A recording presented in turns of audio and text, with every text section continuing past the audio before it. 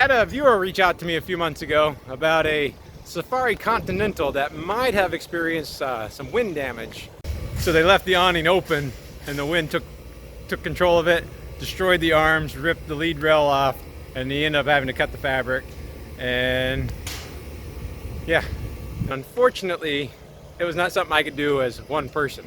So I referred them to Cassone's RV here in Mesa, Arizona. And let's go see how the guys are doing, making out, changing this thing out. What you guys doing over here? A Girard awning on a Safari. These are not my favorite because they're recessed in the opening there. That's a pretty fun job, Chad. You get all the bolts out of the back? Is that stuck with a lot of sealant? Quite a bit. Yeah. It's a big plate there in the wall. Yeah. Uh-huh. Behind the refrigerator. Okay, so it wasn't behind the refrigerator. That's pretty fun. Yeah, it's actually not bad. Oh, you got all of them out of here, right? That's right, yeah. You want me to go inside and look? Yeah. 6 nuts on the table right here. All right. So these are mounted on the back side here. There's those bolts and those bolts. They definitely have them out. Definitely looks like water's been getting in there. It's a bad idea.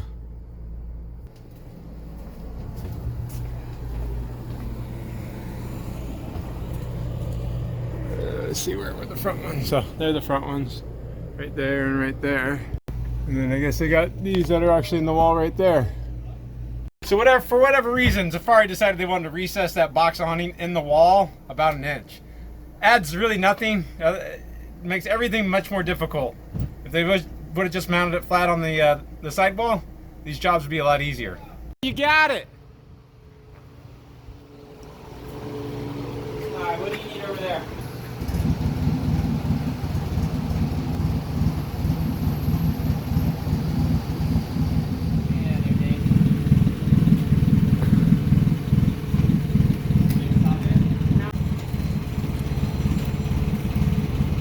I think I can see those brackets a little bit better now. See, I told you there's 3 of them. Yeah, we knew there was 3. You're smart. Holes. So all they got to do is take these brackets off. Right? Got new ones. Oh, you got new ones. It worked. It still got up there. Yeah, we just got a little slop up and down, side to side. That's pretty cool. It's just a little slap together thing.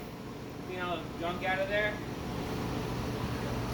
But yeah, it's a horrible idea. You can even see the owners sealed up the top a lot. A lot. And it still had rust all around all those bolts. Yeah. Not that bad though for being 20, 30 years old. No, I mean the awning would have. The only reason why it broke because of the wind, right? Yeah. I was talking about the rust. Yeah. Of course, the nice thing about Safari is that the sidewall is actually aluminum. You can see that's some thick aluminum. Actually, you can see how thick that is. That's at least 3/8 thick plate aluminum. That's crazy thick. And it's only recessed about, like I said, maybe 1 inch. That's as far back as it goes. It makes changing out fabric really difficult. But this is also a reason why you should always put your awning away if you're going to be away from the motorhome. Don't ever count on those wind sensors working, even if it has a wind sensor. They're going to break. These were built out of Oregon also, along with their sister company, Beaver, before they were both acquired by Monaco. They built a very solid coach on their own chassis. And this one does have a slide, so only the one slide. Safari built a very unique slide out system, which is of course me being kind. Key to any of these big jobs is before you do it, take everything apart, is you check the new parts and make sure it's the right one and it's going to work. So they already did that. Now white awnings are no longer available from Girard out of San Clemente, California, right there. So it's going black. I don't know if they're going to paint it or not, but he's getting a whole new awning, the new brackets to mount it on, and hopefully by the end of the day awning on that Safari Continental. But ultimately, this was pretty straightforward. Just a lot of work. Here are the brackets that mount on the back. They have a lip on it, more like a French cleat basically. It'll just fit in right there. There's carriage bolts that you're gonna set come out here, and that's what we're bolting on the sidewalls on the inside.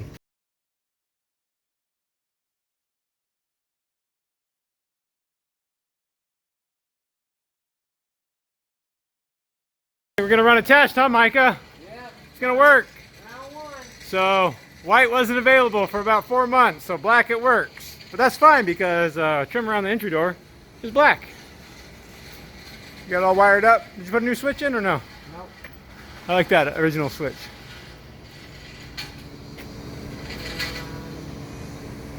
Huh. Yeah, on Beaver and Safari they have a 110 switch that turns the power on and off to the awning. So for that, I guess we'll try the buttons, huh? Hey! There's an awning. Now usually with Girards you have to set the in and out stop on them too, but maybe the factory did us the favor. I have a few videos on that. I don't know if I have anything on YouTube. But it's going to be on the motor right past the manual crank. There's little potentiometers. Put the hex drive in there and set the in and out stop. Did it stop itself or did you stop it so it didn't hit the forklift? I stopped it for the good old forklift being in the way. Well, that's good news. That's the 110 wiring to the motor, which we just turned on the switch to, but back here is where the wiring goes. It's the 110 motor. There's that harness for the motor going inside, and this is going to be from the switch, which is what Micah was touching right there, in and out. Even the original switch still works. That's pretty impressive. All right, we'll try it one more time. It's getting close. I'll let you know.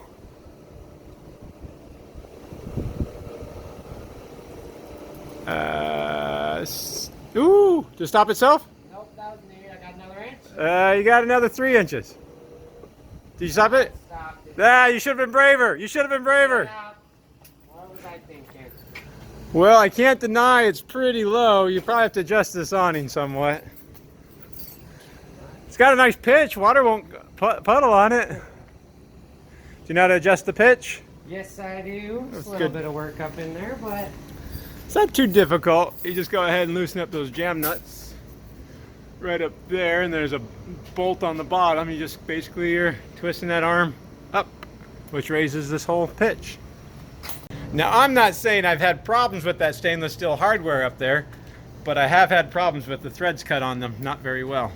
But hopefully Micah won't have that problem. All right, well there goes Micah adjusting it. Loosened it. Loosen it.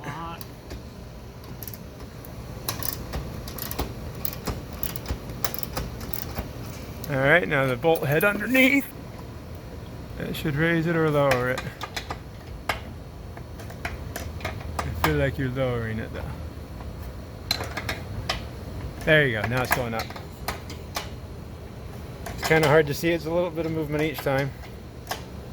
Yep, it's definitely going up. Going up. we're hanging pretty far down. It was really down. I'd probably keep going. Probably more than that. Yeah. I mean, you want some pitch to it, but you don't want to hit your head on it either. You want to try it? You shouldn't have to tighten it up yet. So, unfortunately, I wasn't able to watch the entire process of it, but the good news is, it is installed. We have a pretty good idea how it looks, or how it works. We'll go ahead and hopefully check back with Micah having this awning adjusted and everything will look great. Out.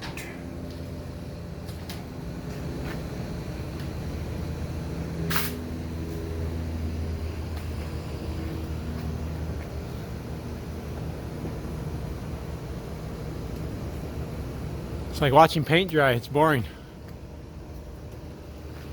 But I think we're off to a good start. Does seem like it. Ooh. Oh, it's so scary. Well, let's see. Mike can walk under it. You didn't hit his head. Nope, I'm just under 6 feet. There you go. Perfect. And it's got a little bit of a pitch to it, so the water comes back down to here. Now I think besides putting up a few more cabinet panels inside, this job's going to be done. Mike and Chad did a great job again, especially without my help. And yeah, I'm glad I didn't have to do this job. This is a Girard awning replacement on a 2000. Wait, no, this is a 1998 Safari Continental. There's one last time.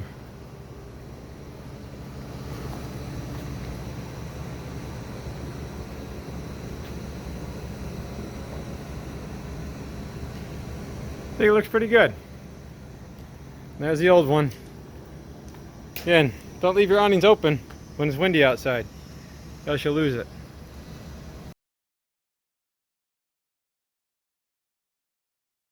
It's a big job. It's not something you can do by yourself. It's not easy on the road either.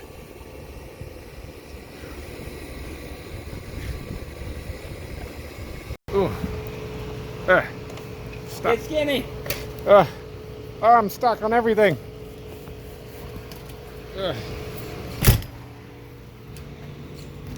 And then put them in place. It's really just bolt on at that point. You know, last time I did one of these, I didn't have a forklift.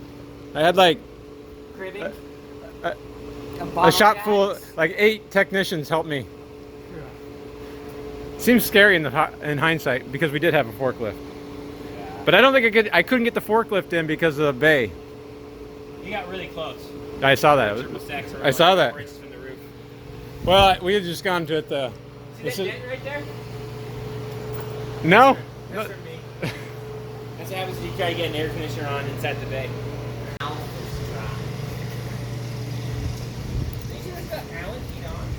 Yeah.